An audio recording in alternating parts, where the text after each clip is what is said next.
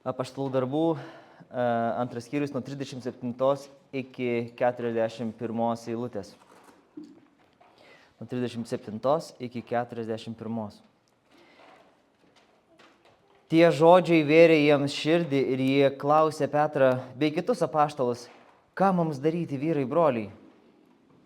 Petras jiems tarė, atgailaukite ir kiekvienas te pasikrikštė Jėzaus Kristaus vardu, kad būtų atleistas jūsų nuodėmės ir jūs gausite šventosios dvasios dovaną. Juk jums skirtas pažadas taip pat ir jūsų vaikams ir visiems toli esantiems, kuriuos tik pasišauks viešpats mūsų Dievas. Dar daugeliu kitų žodžių jis liudijo ir ragino juos, sakydamas, gelbėkitės iš šios iškrypusios kartos, kurie mielai priėmė jo žodį, buvo pakrikštyti ir tą dieną prisidėjo prie jų apie 3000 sielų. Tai yra Dievo žodis. Garbė tau, Dieve, už tavo žodį, garbė Viešpatie už šitą įvykį, Dieve, kai per vieną dieną pridėjai prie savo tautos 3000 Viešpatie ir palaiminai savo žodžiu klausytojus, palaiminai kalbančiuoju, palaiminai Petro lūpas, Viešpatie. Dėkojame, Viešpatie, kad ir šiandieną esi tas pats, tavo galia nesikeičia, Viešpatie, ir tavo evangelija turi tą pačią galią. Viešpatie, dėkojame, kad mums patikėjai tą evangeliją, patikėjai ją skelbti, patikėjai joje gyventi, Viešpatie. Tai būna palaimintas tas tavo žodis, kuris ir šiandieną yra skelbiamas, Viešpatie. Palaimink visų širdis, palaimink visų ausis, Viešpatie. Palaimink visų protus, Viešpatie, lai išsisklaido visas rūkas, visos mintis, Viešpatie. Padėk susikaupti šiandieną tavo žodį, padėk, Viešpatie, pasimaitinti tavąją tiesą, Viešpatie. Leisk būti sustiprintiems ir padrasintiems, leisk, Viešpatie, būti paguostiems tavo dvasios pagalba. Meldžiame to per Jėzų Kristų, per mūsų Viešpatį, gelbėtoją ir ganytoją. Amen. Tai pasivadino pamokslas, kai veriamas širdis. Bet norėčiau, kad iš tikrųjų, kad jūs patys atsiverstumėt savo Biblijas ir turėtumėt prieš akis tą tekstą, kad ne vien aš kalbėčiau, bet kad jūsų akis skaitytų ir kad jūs matytumėt, kas ten parašyta, apie ką eina kalba ir jeigu taip sudėlioti tą kontekstą, tai mes galim sakyti, esame pamokslų serijoje, nors viskas yra serija, kadangi pamokslaujam iš visos Apaštalų darbų knygos, bet iš esmės mes vis dar kalbam apie tą patį įvykį. Tai prisiminkite, kad įvyko sekminės, įvyko ženklas, tas ženklas sukėlė klausimų, Petras atsistojo, pakilo, duoda atsakymus ir šiandieną mes turime reakciją, mes turime poveikį, mes turime padarinius to, kas vyko. Taigi dėl to tai yra labai tampriai ir glaudžiai susiję su visu tuo, ką kalbėjome prieš tai kelias savaitės, nes šiandieną ateina tas rezultatas. Tie vaisiai to pamokslavimo, to kalbėjimo ir, jeigu prisiminsit, tos dovanos, tos dvasios išlietos dovanos. Iš esmės mes turime įvardinti iškilusią problemą. Arba iškilusią įtampą taip, kaip įvardina šitą klausimą klausiantieji. Jie sako, tai ką mums daryti, vyrai, broliai? Tai yra problema. Jie susidūrė su problema, su kuria aš labai norėčiau, kad susidurtų kiekvienas pasaulyje gyvenantis žmogus. Bent kartą gyvenime nuoširdžiai paklaustų, tai ką mums daryti? Ką mums daryti susidariusioje aplinkybėje, situacijoje?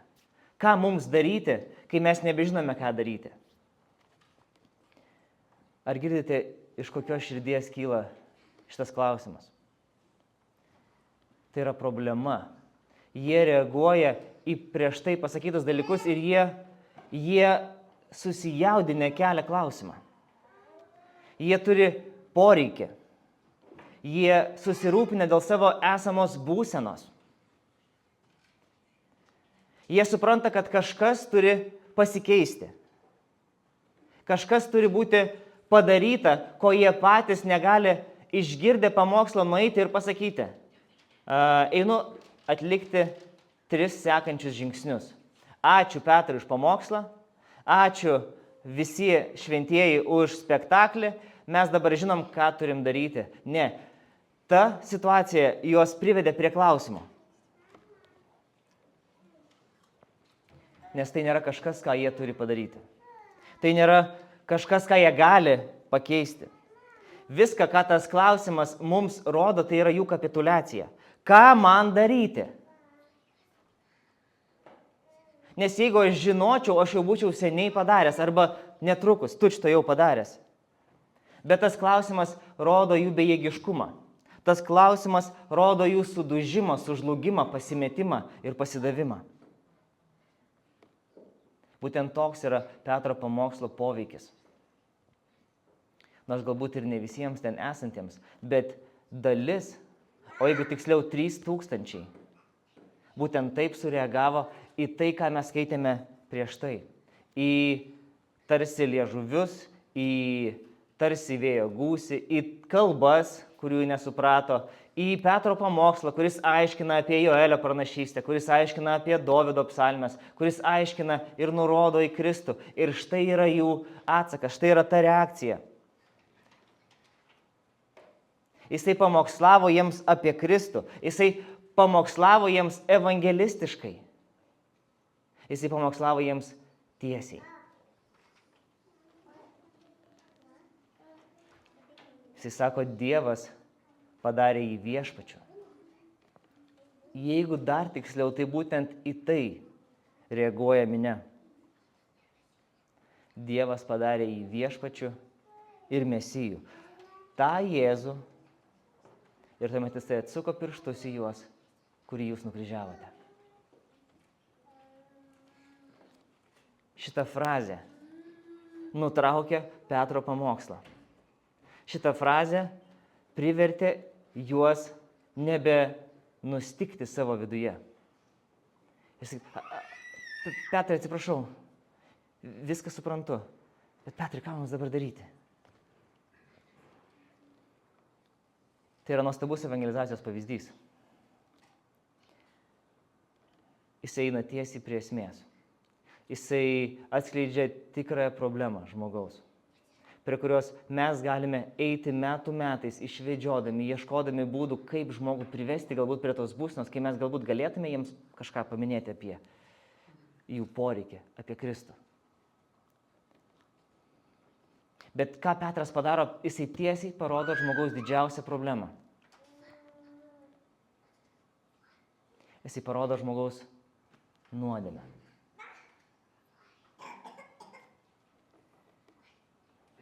Jisai parodo jiems Kristų. Jisai parodo jiems jo auką.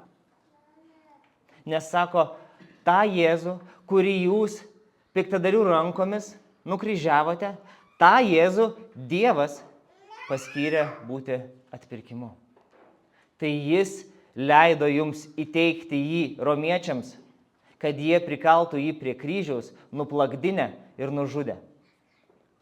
Jūs įdavėte piktadarių rankomis, o paskui jis sako, kurį jūs nužudėte.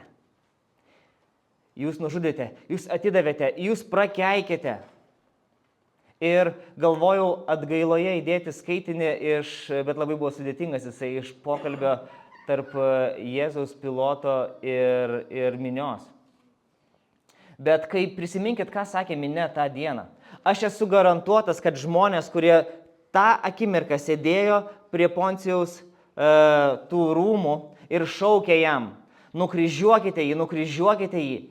Jis sako, bet jisai nieko nepadarė. Liudijo už Jėzų pilotas. Minia atsakė, jis ne mūsų karalius. Mes turime Ciesorių. Jisai yra nei žydų karalius, nei mūsų draugas, nei dar kažkas. Lai, čia yra jų žodžiai, lai jo kraujas krenta ant mūsų rankų. Čia buvo jų žodžiai. Ir aš esu įsitikinęs, kad dabar tie žodžiai jiems grįžta atmintyje.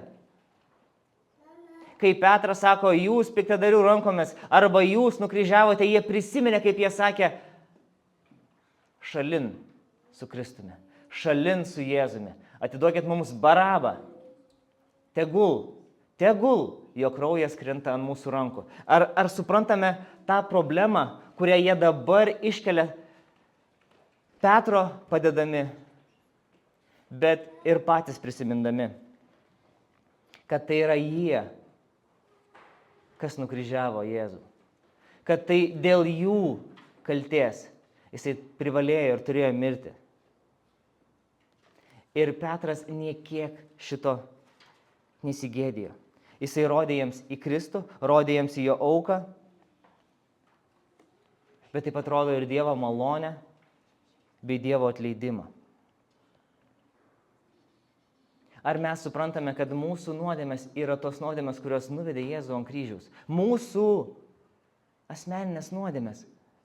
Nors ne mes buvome ten, kurie šaukėme, atiduokit mums Barabą ir prikalkit Jėzų prie kryžiaus. Ne mes buvome tie, kurie plakė jam nugaras, ne mes buvome tie, kurie šaipėmės, bent jau ne tą akimirką, kurie šaipėmės iš jo. Bet mes buvome tie, kurie savo širdise šaipėsi iš žinios, iš minties, kad vienas žmogus gali atpirkti mūsų nuodėmes, kad mums reikalingas atpirkimas. Mes šaipėmės iš šito Dievo plano visą tą laiką, iki kol atėjome į prabudimą.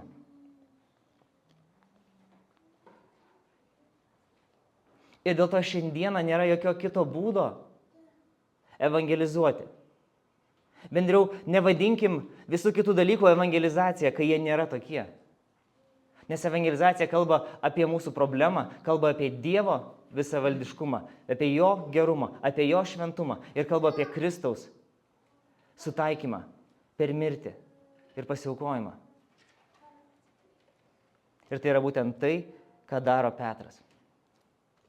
Mes galime daryti kitus dalykus. Mes galime liudyti, mes galime megzti draugiškus ryšius, pokalbius, mes galime kalbėti apie Dievą. Bet pokalbis apie Dievą nėra evangelizavimas.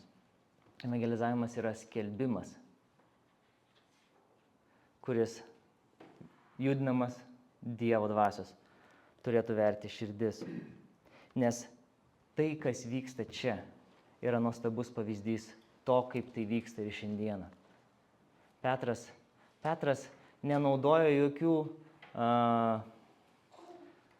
psichologinių triukų, neina per manipulacijas, nieko jos iš esmės nepapirkinėja, nieko jiems nežada, išskyrus tai, kas parašyta. Ir šiandieną iš esmės Evangelijos žinia turi būti lygiai ta pati. Mes galime keisti savo kontekstą, galime ieškoti įvairių būdų, pradėti pokalbį, užmegzti pokalbį, bet mes negalime keisti Evangelijos žinios. Tai yra esmė. Nes ta Evangelijos žinia nesikeitė nuo Petro laikų ir iki mūsų laikų. Jis sakė, pažvelk į savo nuodėmę, pamatyk savo poreikį, pamatyk Dievo šventumą. Pažiūrėk į Kristų, pažiūrėk į jo auką, pažiūrėk į jo kančią, pažiūrėk į jo darbą, pažiūrėk į jo asmenį, žvelk į jį. Ir pažvelk, kame tu gyveni. Pamatyk kontrastą ir pamatyk būtinybę, pamatyk savo poreikį, pamatyk savo problemą. Tai nėra mūsų metodai, tai yra rašte mums paliktas pavyzdys. Ir bet kuriuo atveju mes suprantame ir turime prisiminti, kad rezultatai priklauso nuo Dievo. Kad tai yra Jis, kuris naudoja savo žmones, savo žodį, kad atliktų šitą darbą. Ne mes veriame žmonėms širdis, bet Dievas perveria žmonių širdį, sąmonę, jausmus, visą esybę. Tai yra žodis, kuris kaip dviašmenis kalavijas prasiskverbia iki pat širdies gilumų, sukurdamas ten žaizdą, bet kartu ją gydydamas. Taigi, kai Dievas perveria žmogaus širdį, jame gimsta naujas poreikis. Jame gimsta poreikis atleidimo, poreikis susitaikymo ir poreikis paties Dievo. Ir tai yra tai, ką mes šiandieną skaitame.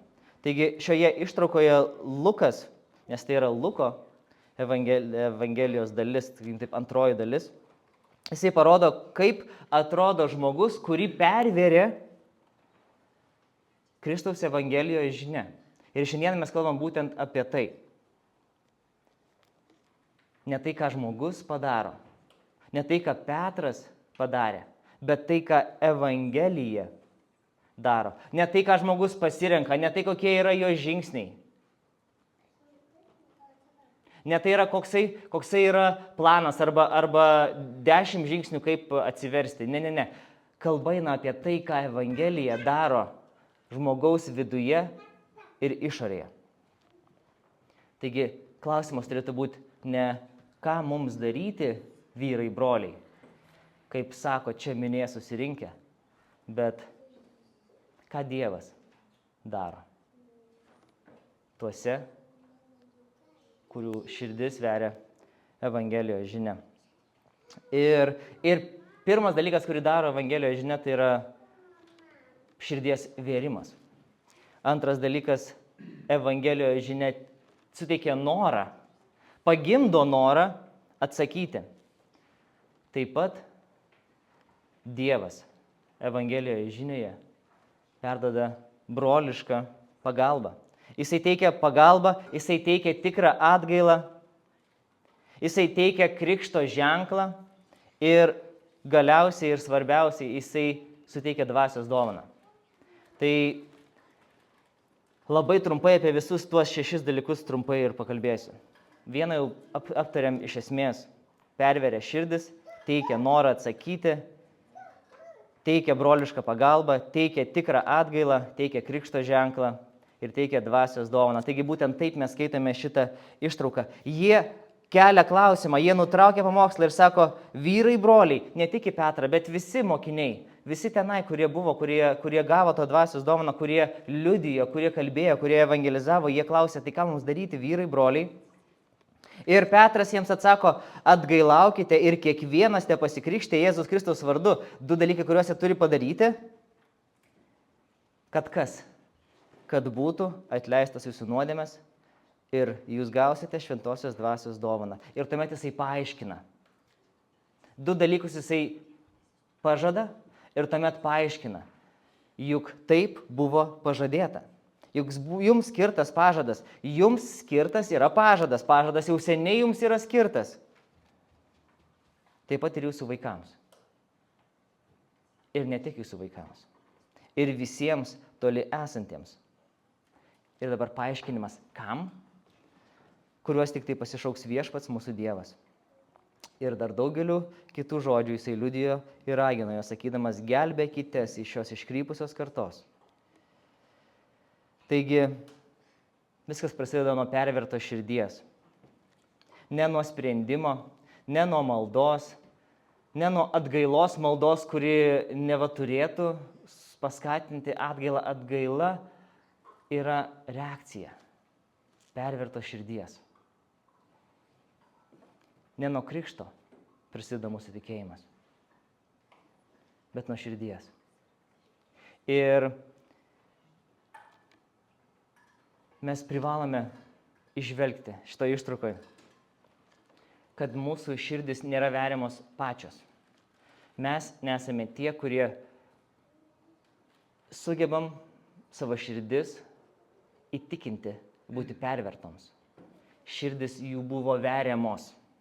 Taip Lukas šitą dalyką akcentuoja 27 eilutėje, 37, atsiprašau. Tie žodžiai vėrė jiems širdį. Kokie žodžiai vėrė jiems širdį? Petro žodžiai vėrė jiems širdį. O ką Petras kalbėjo? O Petras skelbė Evangeliją. Petras citavo Senąjį raštą. Rašto žodžiai, Dievo žodžiai vėrė jiems širdį. Taigi, kai mes paskui skaitome Romiečiams 10 skyrių ir matome, o kaipgi jie atgailaus, kaipgi jie įtikės, jeigu niekas jiems nepaskelbs, kaipgi kažkas skelbs, jeigu niekas nepasiūs, kaipgi pasiūs. Mes matome, kad Dievas veikia tose dalykuose. Kad Dievas yra numatęs šitą būdą atversti žmonės iš mirties į gyvenimą. Dievas yra numatęs savo žodį kad tasai žodis, skelbiamas žodis, skaitomas žodis, vertų žmonėms širdis. Ir nuo čia prasideda atsivertimas. Ne išorėje, ne galvoje, ne veiksmuose, bet širdyje. Ir jeigu pastebėtume, tai visą antrąjį skyrių mes tik tai ir matome, kaip dirba ir veikia Dievas. Dievas veikia. Dievas atidavė, Dievas prikalė, Dievas leido, Dievas pašaukė, Dievas atsiuntė, Dievas dovanojo, Dievas veikia ir čia dirba Dievas. Jisai yra suverenus Dievas, jisai žino, ką ir kaip daryti. Ir jisai žino, kas vyksta toje širdyje, kai jisai prie jos prisiliečia, bet jisai prie jos prisiliečia ir tik tuomet ta širdis pradeda plakti. Tik tai jisai žino, ką jisai daro tose širdies ir dvasios gilumose. Tai ne Petras, kuris juos įtikino, tai ne stebuklai, tai ne sekminių šventė, tai ne kalbos. Tai Dievas yra aktyvus. Ir ką jisai padaro? Jisai nenuramina, nepadrasina, bent jau ne iš karto. Bet ką jisai daro pirmiausia? Jisai perveria. Ar mes suprantam, kad nuo to prasideda mūsų atsivertimas, nuo perverimo, nuo širdies perverimo, taip kaip smeigiamas yra ietis arba peilis arba dar kažkas. Bet tas vaizdinys jis yra tinkamas. Tai yra tai, ką pats Kristus sakė. Niekas negali būti mano mokinys. Turite mirti. Turite mirti savo. Ir būti atgimdyti Dievo dvasios. Taigi aktyvus yra Dievas. Ir ką mums tai rodo šitą ištrauką, jie visų pirma pamato savo nuodėmę. Jie tampa gabūs pamatyti ir pajausti savo kaltę. Jie pamato, ką jie padarė Kristui ir tai juos skatina judėti toliau. Tai ne vien emocinis susijaudinimas, tai yra dvasinis prabudimas, kurį mes vis bandom kažkaip įrašyti, apkalbėti, aptarti, bet mes nežinome, kad tai vyksta. Mes tik žinome, kas tai padaro. Tai yra svarbiausia. Nes šiandieną labai daug žmonių nori pakeisti savo gyvenimą dėl aplinkybių. Tačiau mažai kas iš tiesų ir visų pirmiausia leidžia Dievui parodyti jam savo nuodėmę. Visi mes norime pakeisti savo gyvenimus, nesuprasdami savo problemos, arba neįvardinami savo problemos, arba ignoruodami savo problemą, ignoruodami tą dalyką, kuris mus atitraukia nuo Dievo. Ieškodami kažkokių kosmetinių pasikeitimų, priemonių. Nesuprasdami mūsų tikrojo poreikio. Ir tik tai, kai Dievo žodis veria, o jisai veria ten, kur skauda. Ir tas skausmas pasidaro mums akivaizdus ir aiškus. Problema yra tame, kad prie krikščioniškos bendruomenės, prie bažnyčios galime prisijungti be perverimo širdies. Galime ilgus metus sėdėti suoluose ar kėdėse minkštose, susirinkimuose, neturėti tos pervertos širdies. Ir tai yra iš dalies problema, bet iš dalies taip Dievas mums ir paliko. Kad tie, kurių širdis nėra pervertos, galėtų ateiti, sėdėti ir girdėti Dievo žodį, kuris pervertų jiems širdis. Bet nesupainiokime šitų dviejų dalykų. Tikrasis atsivertimas prasideda nuo širdies perverimo. Ir tik tai perverta širdis iš tiesų pradeda ieškoti tikrojo gelbėtojo ir tikros taikos ir tikros ramybės su Kristumi. Ir tik tai tuomet atsiranda tas tikras noras atsakyti tinkamai. Jie klausia, ką mums daryti, nes būtent taip atrodo perverta širdis. Mes pradedame pastebėti dalykus. Žmonės, kurie klausia, klausime, o ką man daryti, nes kiti ateina ir neklausia to klausimo. Bet tas nuoširdus klausimas turi būti, o ką man daryti? Ką man daryti, kad galėčiau kažkaip susitaikyti su Dievu, kad galėčiau kažkaip padengti savo nuodėmes, kad galėčiau atpirkti savo nuodėmes, arba kad galėčiau atsikratyti savo nuodėmes. Ką man daryti, nes aš nebežinau. Tai yra vienas iš gražiausių klausimų, kuriuos mes girdime Apaštalų darbų knygoje. Tai yra tas nuoširdus, labai tiesmukiškas, labai naivus, labai paprastas, labai vaikiškas, bet labai tyras klausimas, ką man daryti. Jis yra labai gražus. Kai žmogus nebenori teisintis, kai jis nebegali teisintis, kai jis nebegali kaltinti kitų, kai jau nebesiginčia, kai jau nebepasiteisina savo elgesio, matai, taip atsitiko, visi buvo minioji, visi šaukė, nukryžiuokį, aš kaip ir ten buvau, bet aš buvau kitais reikalais, aš atėjau pas Ciesorių šiaip pasiskolinti pinigų, bet kadangi visi šaukė ir aš šaukiau, nieko panašaus. Ta perverta širdis supranta savo kaltę ir savo naštą prieš Jėzų, kuris buvo pervertas dėl jų nuodėmių. Ir tai yra nuostabus dalykas. Ir didžiausias liūdesys ateina su tomis kalbomis, kad krikščionybė yra,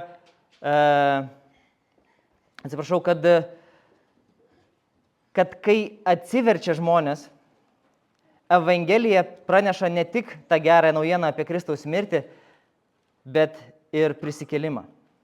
Taigi, kai žmogus klausia, kai žmogaus širdis yra perverta, jinai sukuria tą troškimą keistis. Ir kai žmogus ateina be troškimo keistis, be troškimo pasikeisti iš esmės, tai yra problema. Bet štai koks yra tolimesnis dvasios veikimas. Jinai kalba per Petrą. Jinai sako, gerai, mes turime žmonės. Ir ne tik Petras, yra visi kiti. Nes kai žmonės klausia, yra kas atsako. Ir atsako apaštalai, ir atsako Petras 38 eilutėje.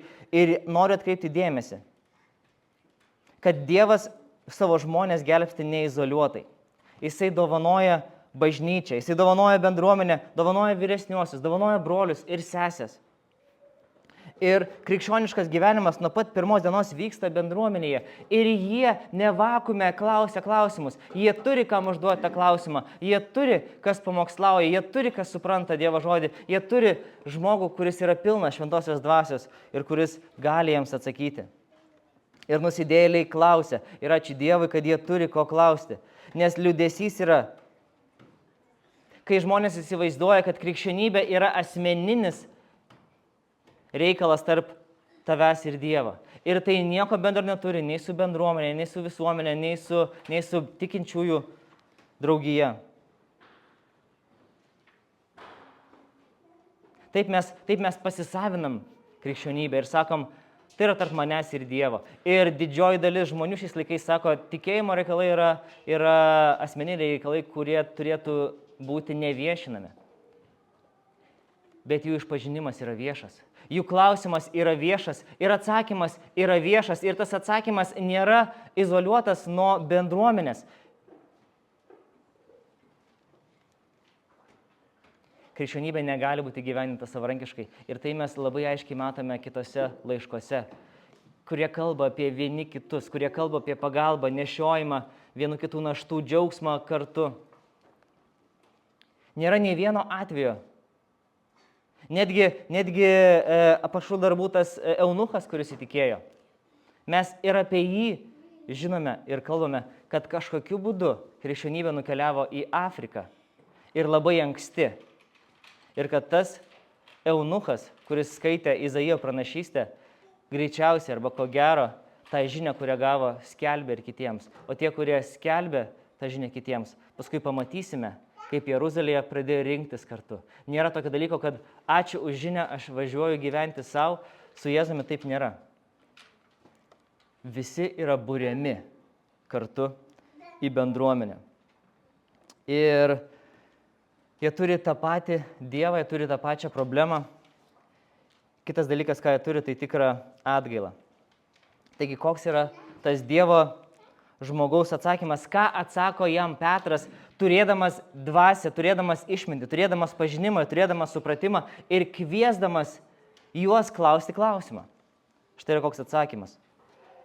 Štai yra įsakymas. Atgailaukite. Ne tik gailėkitės, ne tik išsigąskite dėl savo padėties, ne tik nerkitės iš kailio, kad kažkaip atsipirkti Dievui savo kaltę. Bet sako, atgailaukite, o atgaila reiškia pakeiskite kryptį. Atsigręžkite iš šviesos į tamsą. Ir tai yra tai, ką mes skaitėme atgailoje iš Jono 1 laiško. Kad tiesa yra ta, kad šviesa atėjo į pasaulį ir tie, kurie anksčiau mylėjo tamsą, pamatė šviesą, buvo tos šviesos paakinti. Ir jie pamilo šviesą, ir jie eina link šviesos. Ir neįmanoma, kad kažkas eidamas link tamsos būtų šviesos vaiku, nes tas, kas pamatė šviesą, pakeitė savo kryptį ir eina link šviesos. Pasikeičia mąstymas, pasikeičia suvokimas, pasikeičia priėmimas savo prigimties, priėmimas savo širdies. Tai yra atgaila. Apie tai mes daugiau kalbėjome praeitą vasarą per konferenciją. Bet tikras tikėjimas visada eina kartu su tikra atgaila. Tai yra žingsnis, tai yra labai aiškus širdies pasikeitimas keliaujantis link Dievo. Kaip Petras, kuris keliavo link Dievo, bet su ne fiziškas pasikeitimas. Petras ir nukeliavo į Damaską, Paulius, ir nukeliavo į Damaską, bet nukeliavo jau su visa kita širdim, visai kitais tikslais ir visai kitų pašaukimu. Taigi, iš esmės, tikra atgaila lydi. Nes kur nėra atgailos, ten nėra ir Evangelijos vaisiaus. Nėra tokio dalyko kaip atsivertimas be atgailos. Nėra tokio dalyko kaip tikėjimas be atgailos. Ir noriu, kad atkreiptume dėmesį dar vieną svarbų dalyką. Kas yra tie, su kuriais šitaip kalba Petras? Kas yra toje minioje tie žmonės, kuriems Petras arba per Petrą šventoji dvasia siūlo taiką, atleidimą ir susitaikymą su Dievu? Tai yra tie patys Jėzaus žudikai. Jiems jisai sako, atgailaukite. Jiems jisai sako, atgailaukite ir Dievas jums suteiks išgelbėjimą. Jiems jis sako, atgailaukite ir jums Dievas suteiks savo dovaną. Tai yra tie patys žmonės, kurie pirštais rodė į Jėzų, kurie prikalė jį prie kryžiaus ir jiems buvo pasiūlytas atleidimo pažadas. Ką tai mums kalba apie Dievo gerumą? Ką tai mums kalba apie jo gailestingumą ir ką tai mums sako apie jo malonę? Jeigu jisai yra pasiryžęs, jeigu jisai gali atleisti nuodėmes Jėzaus žudikams, išdavikams, tiesioginė ta žodžio prasme, tai tuo labiau tas susitaikymas, tas atleidimas, ta paguoda yra siūloma ir mums. Nors mes esame perkeltinė prasme, arba ne taip jau tiesiogiai, fiziškai susiję su Jėzaus mirtim, bet netgi tie žmonės, kurie buvo nusidėjėliai ir prikalė jie prie kryžiaus, padarė patį šlykščiausią nusikaltimą, kokį įmanoma buvo įvykdyti žmonijos istorijoje, nekaltą žmogų, nuteisė myriop. Ir tai padarė iš savo širdies piktumo, iš savo kvailumo, iš savo pagiežingumo. Jie yra tie, kuriuose vis dar veikia Dievo žodis, verdamas jų širdis, skatindamas juos ieškoti išeities ir ieškoti pagalbos. Ir jie yra tie, kuriems Dievas tą pagalbą siūlo ir pažada. Tai yra nuostabi žinia mums šiandieną. Dievas iš tiesų yra toks geras, iš tiesų yra toks gailestingas, kad gali kiekvienam iš jūsų čia šiandieną sėdinčiam atleisti bet kurią nuodėmę ir atleido.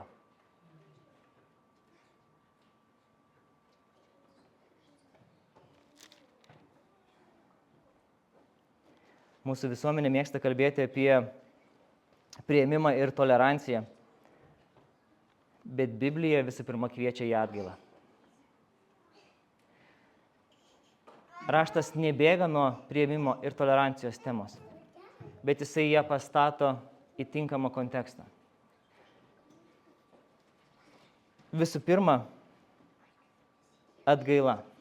Nes tik tai tikra atgaila, tik tai tikras pasikeitimas širdies ir savo supratimo gali mums atverti tinkamą supratimą apie priėmimą ir toleranciją. Mes turime suprasti, kad tai yra skausmingas kelias į toleranciją ir priėmimą, į visų pagarbą, į visų meilę, nes tik tai supratus, kokia yra meilės kaina, tik tai patyrus tai savo kailiu mes galime iš tikrųjų matyti ir suprasti žmogaus ir pasaulio tikrąją būseną. Tik tai atgailoje atsirakina tikrasis priėmimas. Ir čia mes matome, kad patys šlykščiausi žmonės pasaulyje yra kviečiami į santykį ir taiką su Dievu. Jau nekalbant apie visokias susiskaldimo temas mūsų visuomenėje. Nekalbant apie įvairias nuomonės, įvairius stilius, rūbus, profesijas ar dar kažką.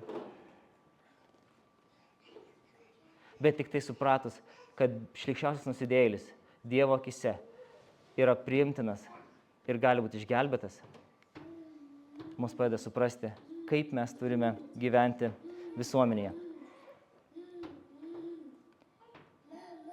Ir štai mes prieiname prie krikšto. Krikštas yra matomas Dievo malonės ženklas. Jisai sako, atgailaukite, 3:8 eilutėj, ir pasikrikštykite. Atgailaukite ir pasikrikštyje. Kiekvienas te pasikrikštyje. Kiekvienas ir te pasikrikštyje.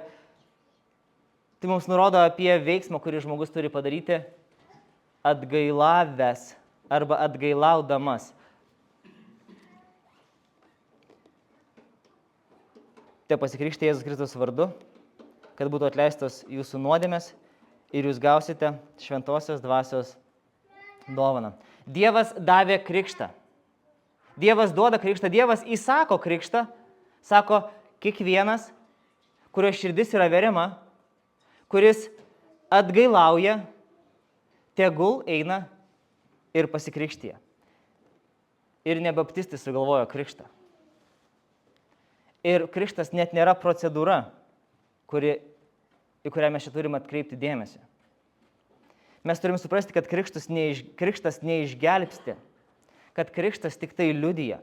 Jisai matomai paskelbė tai, kad Dievas jau padarė žmogaus širdyje. Dievas jau perverė jiems širdį, jie jau klausė klausimą, ką mums daryti. Jiems pasakyta, atgailaukite, atgailaujame, pasikrikštykite.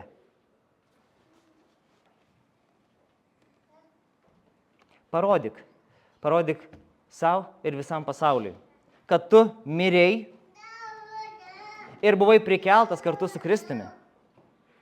Kad tavo nuodėmės yra atleistos, tai yra simbolis, tai yra ženklas, kad esi suvienytas su Kristumi, kad priklausai jo tautai, kad gavai pažadėtąją šventąją dvasią. Todėl krikštas nėra žmogaus nuopelnas ir nėra čia klausinėti ko.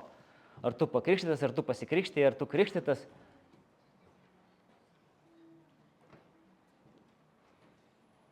Krikštas yra Dievo malonės ženklas. Ir kai mes skaitome, mums gali pasirodyti, kad tai yra antra sąlyga, kurią turi žmogus atitikti. Atgailaukite, 50% atgailos ir 50% krikšto ir tuomet jūs gausite atleidimą ir tuomet jūs gausite šventąją dvasią. Ne, tai yra kartu einantis dalykas. Kodėl aš taip sakau? Dėl to, kad Petras ne pirmą kartą šitą dalyką jiems nurodo. Ir kai kartais Petras pamokslauja, o paskui ir Paulius pamokslauja, ir iš viso apaštalų darbų knygoje Lukas tą dalyką rašo, čia nėra priešpriešos, nes kartais Petras, o ne kartais, bet prisiminkite, ką mes kalbėjome prieš 2 savaitės. Nepamirškim, kad tas pats Petras ką tik citavo Joelio pranašystę. O Joelio pranašystė, 21 eilutė apaštalų darbų 2 skyriaus. Kiekvienas, kuris šauksis viešpaties vardą, bus išgelbėtas. Va, viskas, ko jums reikia žinoti. Joelis tai sudėjo į vieną žodį šauksis. Paulius ir Petras paskui pamokslaus, kad atgailaukite ir gausite dovaną. Atgailaukite ir gausite dovaną. Atgailaukite, atgailaukite, atgailaukite. Čia yra tas pats mechanizmas, tik tai sudėtos skirtingos detalės. Parašyta, kad kiekvienas, kuris šauksis, bus išgelbėtas. Neparašyta, kad kiekvienas, kuris šauksis ir po šaukimuose dar pasikrikštys. Krikštas nėra sąlyga išgelbėjimui. Krikštas yra atsakas, reakcija, įrodymas, kuris taip glaustai yra surištas, kad eina visuomet kartu. Dėl to mes neatskiriam, mes nesakom nesikrikštik. Mes sakom atgailauk ir krikštikis. Bet krikštas nėra sąlyga, krikštas yra sekanti uodegytė, nuosekli reakcija, nuoseklus atsakas į tai, kas vyksta žmogaus širdyje. Mes juk nekalbam apie išorinius ženklus, mes nekalbam apie tai, ką žmogus turi padaryti, mes nuo pat pradžių kalbėjom apie tai, kad visas pasikeitimas vyksta žmogaus širdyje. Ir tai, kas vyksta žmogaus širdyje, vieninteliu būdu gali būti išreiškiamas išoriškai, tai yra kažkokiu tai simboliniu ženklu. Ir krikštas yra būtent tai. Ir jeigu svarbiausias dalykas, tai paminėtas turi būti sekantis. Ten, kur ir Petras paaiškina visą tai, kas prieš tai vyko. Jisai sako, pasikrikštikite ir jums bus duota dvasios dovana. Juk jums yra skirtas pažadas, taip pat ir jūsų vaikams, ir visiems toli esantiems. Ir kas yra tas pažadas? Kas yra ta dovana? Kas yra tai, apie ką eina kalba? Kas yra tai, kas vainikuoja atgailą ir krikštą? Į ką visą tai rodo? Į tikrai žmogaus poreikį. Atleidimui ir Dievui. Atleidimui ir Dievui. Taigi, 5 dalykas ir svarbiausias, 6, tai yra Dievo dvasia. Jūs gausite dovaną, tai yra dvasia. Tai yra pažadas, kuris buvo pažadėtas, išpranašautas ir numatytas ir nusileido jums per sekmines. Pažadas skirtas jums, jūsų vaikams, visiems, kurie yra toli, visiems, kurios viešpats pasišauks. Tas pažadas yra ne krikštas, bet Dievas dovanoja per šventąją dvasią patį save. Nėra nieko brangiau, ką galėtų Dievas suteikti žmogui, kuris buvo prikeltas iš mirties į gyvenimą, kuris gyveno nuo jo atitolęs, kuris buvo priešas, supriešintas su Dievu, kuris yra kaltas dėl Jėzaus Kristaus mirties. Kokia dovana galėtų aiškiai nurodyti, kad dabar viskas yra pasikeitę, kad viskas yra kitaip? Jūs, kurie buvote toli, dabar esate arti. Kad Dievas jūsų nuodėmes atitolino nuo jūsų, taip kaip toli yra rytai nuo vakarų. Ir ta erdvė, rytai nuo vakarų, yra užpildyta. Jinai yra pilna, jinai nėra tuščia erdvė, rytai nuo vakarų ir priešingybės traukia. Ne. Rytai nuo vakarų yra tiek toli, kad tenai apsigyventa šventoji dvasia. Dvasia yra nematoma, dvasia yra beribė, dvasia yra tas dalykas, kuris atskiria rytus nuo vakaro. Ar pastebėjote, kad poreikis, kurį pripažino Petras, buvo ne tik nuodėmių atleidimas, bet pati dvasios dovana? Ar ne apie tai kalbėjo Jėzus, kai sakė, kad aš jums atsiųsiu savo dvasią? Ar ne apie tą dovaną mes kalbėjome nuo pat šios skyriaus pradžios, kai sakėme, dovana yra ne kalbos, bet dvasia?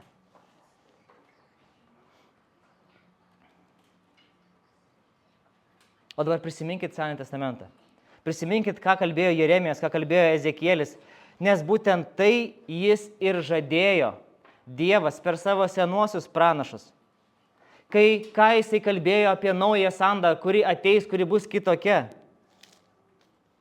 Jisai kalbėjo apie naują širdį, apie atgailaujančią, perkeistą širdį. Ir ne taip aiškiai, bet labai suprantamai apie Dievo dvasią. Jeremijo 31, 33, 34.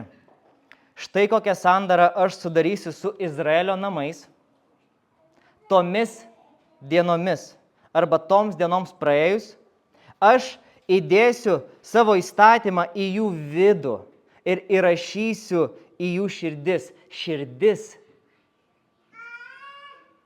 Aš būsiu jų Dievas, o jie bus mano tauta. Aš būsiu jų Dievas, jie turės mane. o aš turėsiu juos, jie bus mano tauta. Ir tada nė vienas nebemokys savo artimo ir nebesakys savo broliui, pažink viešpatį. Kodėl? Ne, jeigu nereikės mokymų, nereikės Biblijos, viskas mes patys žinosime automatiškai, ne. Čia ne apie tai kalba. Nė vieno nebereikės mokinti būti Dievo artume. Jie patys turės Dievą. Nereikės jiems sakyti, pažink Dievą. Nereikės tikinčiųjų mokinti turėti Dievą. Nereikės juos mokinti kažkokių ypatingų triukų, kurie priartina Dievą prie jų. Ne, Dievas bus jau juose, su jais. Jie turės jį. Ar štai jie visi, nuo mažiausiojo iki didžiausiojo mane pažins, aš atleisiu jų kaltę ir jų nuodėmės nebeprisiminsiu. Tai yra pažadas, kuris buvo numatytas senojoje sandoroje, žvelgiant į naująją sandorą, į tą malonę, kuri bus išlieta. Tai yra apie malonę. Ir dėl to klausimas šiandien yra, ne ką man daryti. Kokį žingsnį aš turiu dabar žengti? Kas iš čia esančių turi dabar eiti šiandieną prie jūros ir pasikrikštyti? Pakelkite rankas. Ne, jūs nieko negalit padaryti. Čia yra esmė. Bet tie dalykai yra aprašomi tam, kad mes pamatytume, ką Dievas daro. Ir jeigu tai, ką Dievas daro jūsų širdise, jūs skatina eiti šiandieną ir pasikrikštyti, tai neskubėkit, pakalbėkime apie tinkamą krikšto administravimą ir kitus dalykus po pamaldų.